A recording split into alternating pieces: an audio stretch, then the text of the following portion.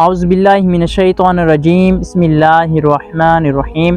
کیا آپ جانتے ہیں کہ بسم اللہ شریف پڑھنے کی فضیلت کیا ہے؟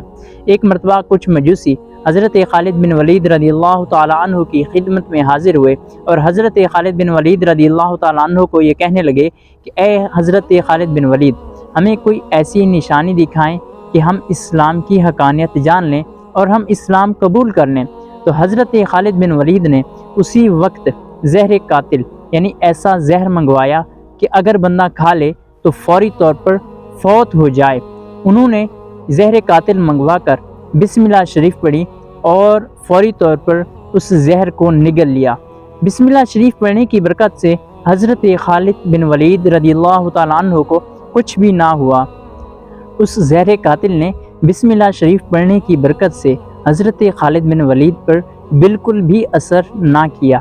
یہ نشانی دیکھ کر تمام مجوسیوں کی زبان پر جاری ہو گیا کہ دین اسلام برحق ہے، دین اسلام برحق ہے۔ اس کے بعد وہ تمام مجوسی اسلام لائے۔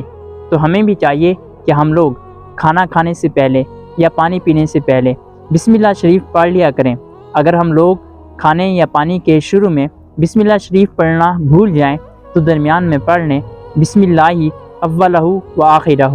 صلو علی الحبیب صلی اللہ تعالی علی محمد صلی اللہ تعالی علیہ وآلہ وصحبہ وسلم۔